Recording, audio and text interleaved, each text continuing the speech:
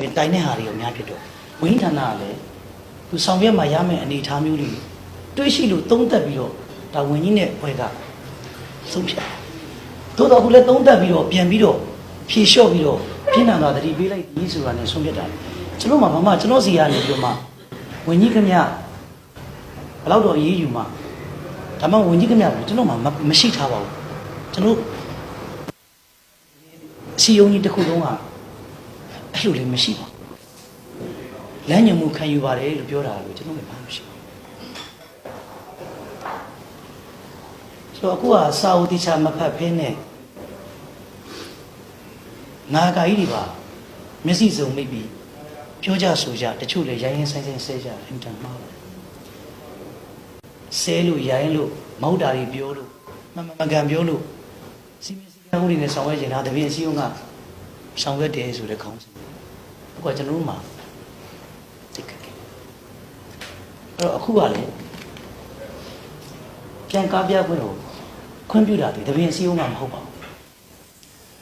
ပိတ်တာလည်းတပည့်အစည်းအဝေးကမဟုတ်ပါဘူးတိုးတပည့်အစည်းအဝေးမှာအကြောင်းတရားတွေရှိခဲ့ဘူးပါလေ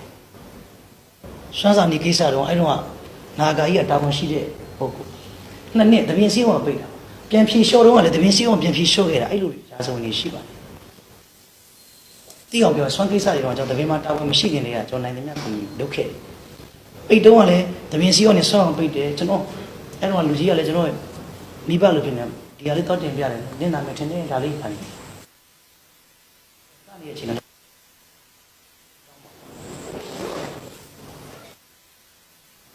ဆိုတော့စာနဲ့ပတ်သက်လို့စာဝဲချက်တွေနဲ့ပတ်သက်လို့ရှိတော့ရှင်းလိုက်မယ်ထင်ပါတယ်။တပင်စည်းဝဲရဲ့မူလရည်ရွယ်ချက်ကများမြို့သားရည်ကြည်မှုထိန်းသိမ်းရမယ်။တိုင်းသားစည်းလုံးညီညွတ်မှုတွေပူစည်းလုံးလုပ်ကြရမယ်။စသည်ဖြင့်ကျွန်တော်မှရည်ရွယ်ချက်တွေရှိတယ်။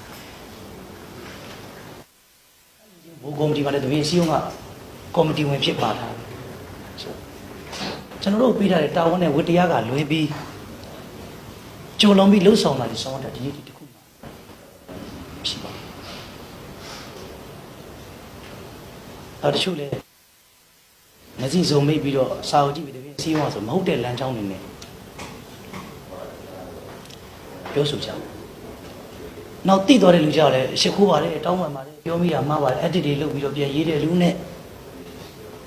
အများကြီးပါ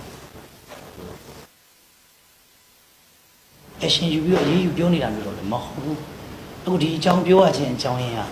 တပင်အစည်းအရုံးလက်ရှိဆောင်ရွက်ထားတာရဲ့ဖြစ်ပေါ်နေရတဲ့ရက်တည်နေရတဲ့အနေအထားကိုပြင်ပြီးတော့ရှင်းလင်းတင်ပြတာဖြစ်